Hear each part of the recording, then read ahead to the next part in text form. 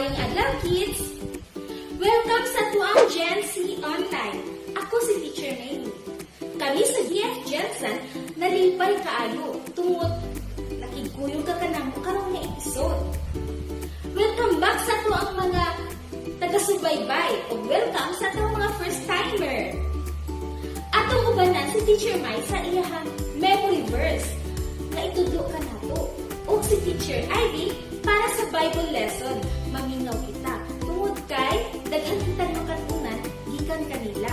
O, sabayan nato ang ato ang action song. Tungod kay makatabang kini, nga magmahinsog ang ato ang kalawasan o aduna sa matay makatunan, pinaagi sa mensahe sa kanta. Magpadayon kita, pinaagi sa pag-ampo.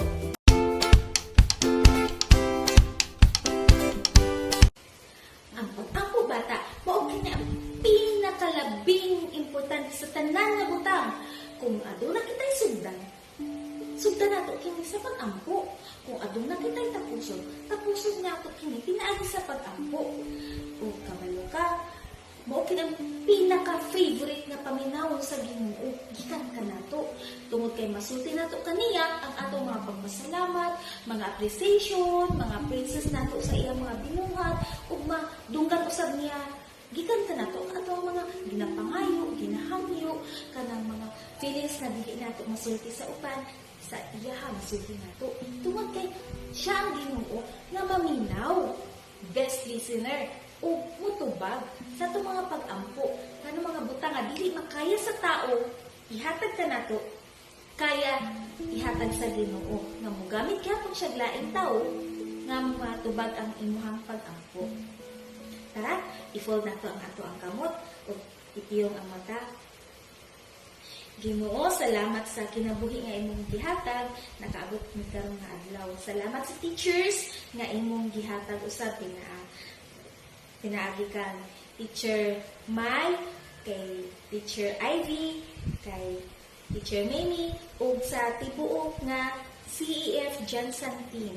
Salamat usab nga ikaw nagahatag ka namo og magtutudlo nga nagatudlo sa imong pulong.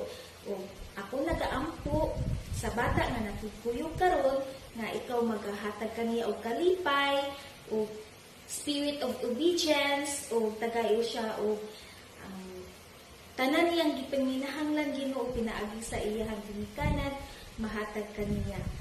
Uban ni siya sa iyang pagtuon sa eskwelahan o sa GNC online kabangi siya nga ma-apply ang mga pulong nga gikan kanimo matag adlaw sa iyang kinabuhi.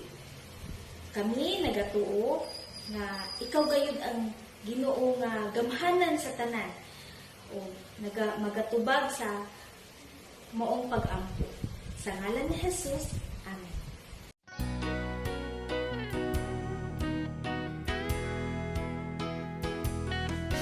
Good news to all the world.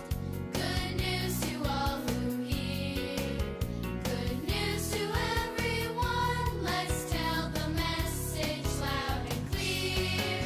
Believe that Jesus died and that He rose again. He wants to live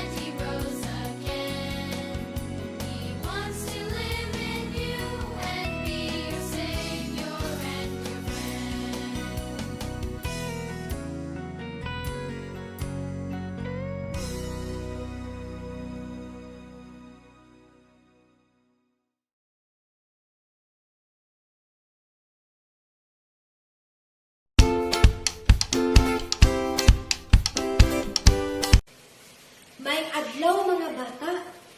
Kinsa kaninyo din ang nakaila sa ato ang presidente. Di ba ang atong presidente, mauna siya ang pinakagamhanan sa ato ang nasod. Kung unsa ang iyang isulti, mao po na ang atong ginahimo para sa karon. No time. Ingon siya na, pag gamit mo og face mask, gamit po to tanan. Di ba?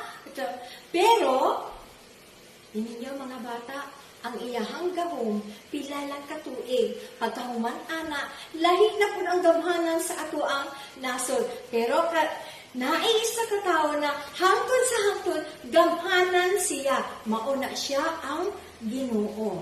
Now, dinha nagkuha og kanang strength or kusog si Pablo samtang siya wali sa pulong sa Ginoo sa nagkalain-laing mga dapit. Tan-aw na to kung unsa ang gisulti sa Ephesians 6 chapter 6 verse 10. Ingon pa siya din, finally, be strong in the Lord and in the strength of His might.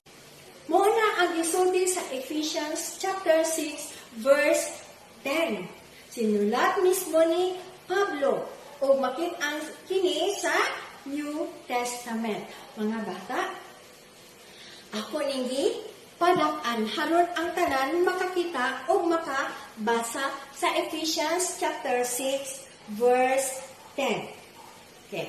So, iwan siya din finally, be strong in the Lord and in the strength of His might. Ephesians chapter 6 verse 10. Kinsa ang gisulti ang dinhi na finally, be strong in the Lord.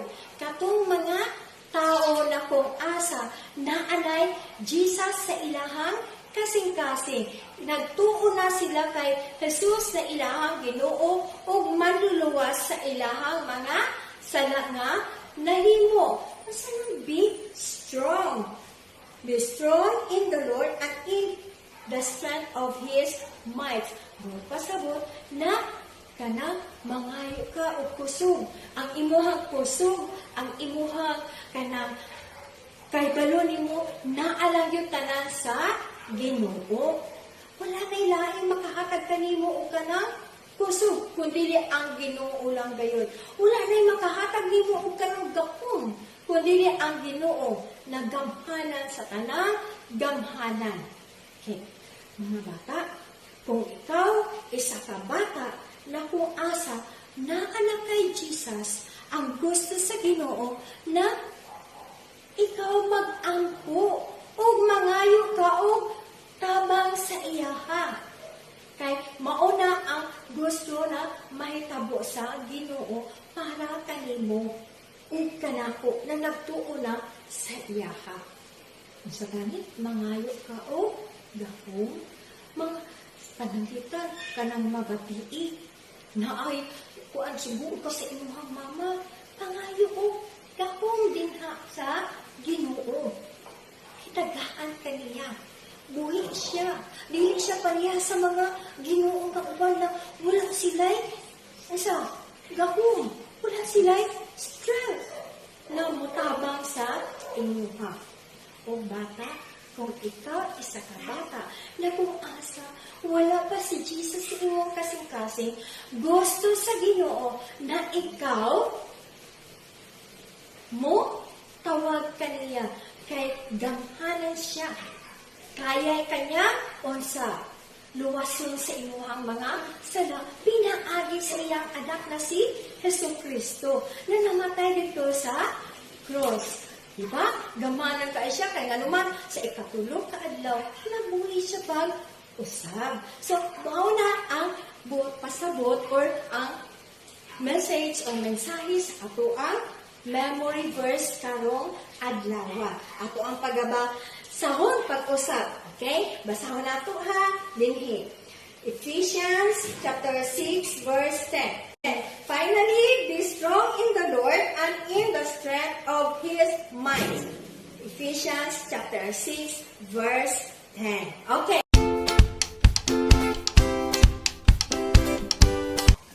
Maayong adlaw mga bata. Nakasinati na ba kamo ug kusog kaayong bagyo? Hangin, kilat, ug kusog nga mga pagdalugdog. Ang atong Bible story karon may tungod sa dako kaayo nga bagyo ug miluntad sa duha ka semana. Paminaw kung unsa ang mga panghitabo. Isa sa mga bagay nga gipahimo kang sa Dios kang Pablo sa pagwali sa maayong balita. May tungod sa Dios sa nagkalain-laing lugar. Gusto ni Pablo nga moadto sa Roma kung asa nagpuyo ang pinakagamhanan nga emperador na mao si Cesar. May munisod, kuyaw ang pag-adto sa lugar sa Roma. Bisan asa moadto si Pablo, nagawali siya sa pulong sa Dios. Apan nasuko ang mga Hudiyo. Kaniya og ilang gipadakop og ipapriso si Pablo. Ug ni atong gabi huna may espesyal na bisita si Pablo sa prisuhan. Ug maugad to si Jesus ang iyahang bisita. Nagpakita si Jesus ug nag-ingon, dili lamang ikaw Pablo ang may gusto nga moadto dito sa lugar sa Roma. Gusto usab ni Jesus nga moadto dito sa lugar. Nagpadayon ang kaso ni Pablo sa korte sa Jerusalem ug gihangyo niya ug nihangyo siya nga gusto niyang maistorya ang gobernador nga mao si Cesar mahitungod sa iyang kaso. Napriso si Pablo og duha ka tuig ug nagbulat siya nga makaadto sa Roma. Apan mga bata, wala gayud nakalimot ang Dios sa iyahang saad kang Pablo nga makaadto gayud sa Roma. Ug gani nisakay sila sa barko ug dugay kaayong ilang paglayag tungod kay nihunong-hunong sila sa nagkalain-laing lugar. Tinlamig ni atong tungura ug nihunong sila sa Fair Havens. Dili pa ang tamang panahon unta nga sa ilang paglayag. Apan ang kapitan sa barko nag-ingon na magpadayon sila sa paglayag. Si Pablo nag-ingon siya nga dili taon maglayag tungod kay dili maayo ang panahon. Apan ang kapitan wala nang ninaw. Apan si Pablo nisalig lamang siya sa Diyos. Sa ilang paglakaw, maayo pa ang panahon. Apan, nag-anam-anam o kakusog ang hangin. Hangtod nga, di bagyo. Gibayo-bayo sila sa hangin sa tunga. Sa dagat o hadlok gayon sila. Kay delikado ang ilahang kahimtang o pwede silang mamatay. Ilang ipanglabay ang mga kargamento para mugaan ang barko. Gihapak-hapak sila sa dagkong balod. Ug naisip nila nga gamay na lang ang ilang tsansa na sila maluwas. Makaabot ba si Pablo sa Roma? Unsa sa tanaw ninyo mga bata? Hadlok gayud ang bagyo. Apan ang Diyos nagatuman sa iyahang mga saad. Kung ikaw bata, nagatuo sa Diyos, tumanon gayud niya ang iyahang saad. Tinuod o masaligan ang Diyos, bisan unsa pa ang mga panghitabo. Ang Biblia nagsulti sa 2 Timothy 2:13 nga nagaingon, kung dili kita masaligan, siya masaligan sa gihapon. Kay dili mahimo nga dili niya tumanon ang iyang ginasulti.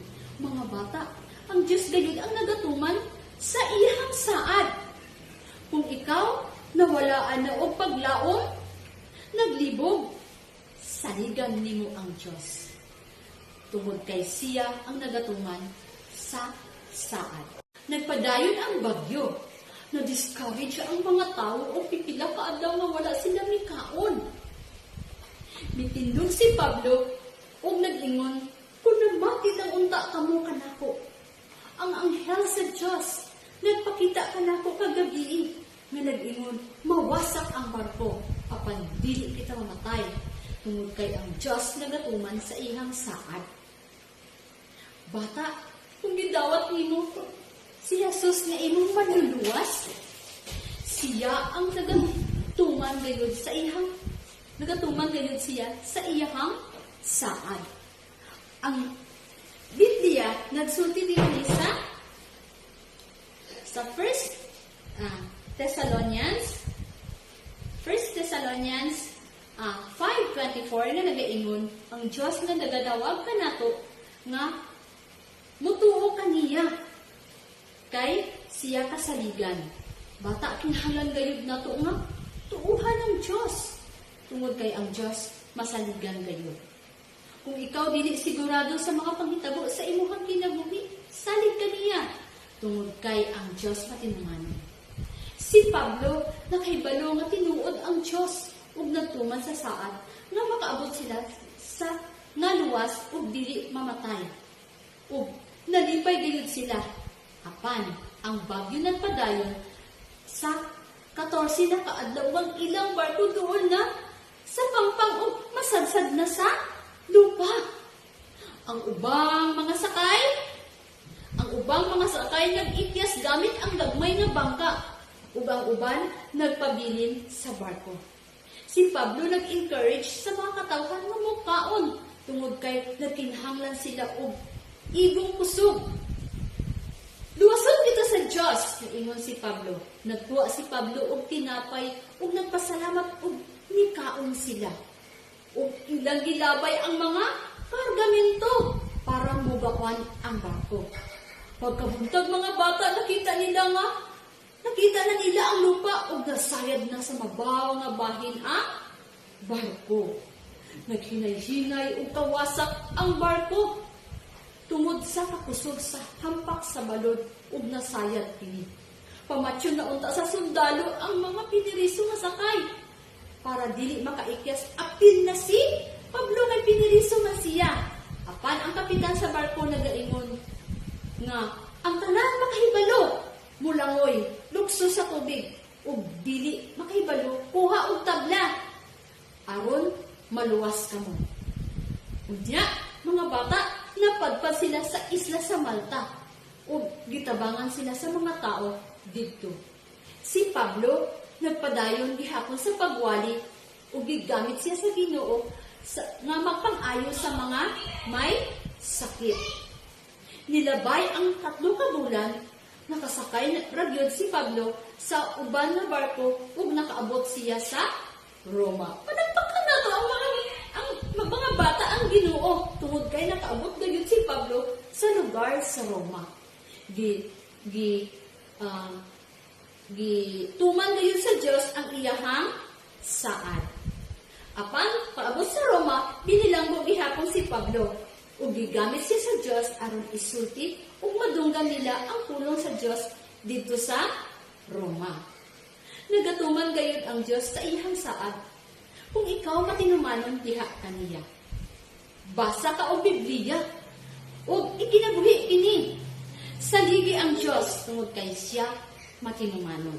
Kung unsa man ang mga bagyo unos na naghitabo sa imong kinabuhi, dapat natong saligan ang Dios tungod kay ang Dios makagagahom. Magaduko kita sa atong ulo ug magaangko. Salamat Ginoo sa pag-remind nimo kanamo hitungod sa among istorya karon na adlaw. Salamat Ginoo sa mga unos nga amo ang na tagamtaman sa among kinabuhi. Bagyo man sa problema, bagyo man nga dili kami maka-answer og module. Salamat Ginoo. Tungod kay kami Ginoo magasalig diha kanimo nga ikaw gayud Lord ang magatuman sa imong saad kanamo nga dili nimo kami pasagdan ni biyaan. Sa pangalan ni Jesus nga among personal nga manluluwas. Amen ug amen. I'm back, kids! Kumusta ang inyong episode karon? Aduna pa ba yung katunan na pwede nimong i-apply sa inyong kinabuhi adlaw-adlaw? Sigurado ko, anaan yun. Sa ato ang review, asa makita ang ato ang mga verse? Very good! Sa Ephesians 6:10. Imuha bang na-memorize? Yes, very good bata. Dito tayo ang mensahe sa Ephesians 6:10. Kung pinagay mo kami na be strong in the Lord and in the strength of His might.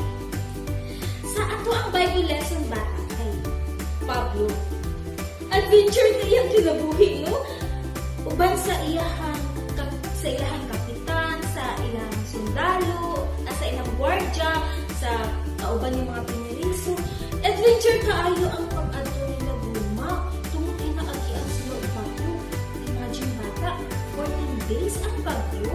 Napabay bagyo nga anak kadugay kayo. Pasalamat na kay Green anak ato ang bagyo dito sa Pilipinas. Naala sa mga inadlaw, pero grabe ang ilang 14 days yun. Sa pagkaabot ni Pablo sa Roma, unsay gibuhat niya dito? Unsay nahitabukan niya? Yes, bata ang nahitabukan niya. Nagpabilin siya nga binilanggo o piniriso. Ang iyahang gibuhat dito, nagsangyaw gihapon siya sa pulong sa Ginoo. Pinaagi ka, Jesus.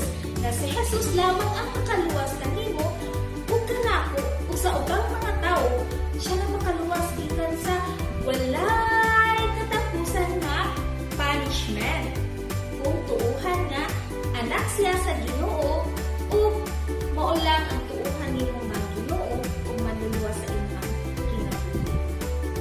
Andam na ba na i-share ang ato ang episode karon pinaagi sa pagcopy sa link sa taas o i-share sa imong friends pinaagi sa Facebook o Messenger? Let's do it, bata! Until next time, bye-bye!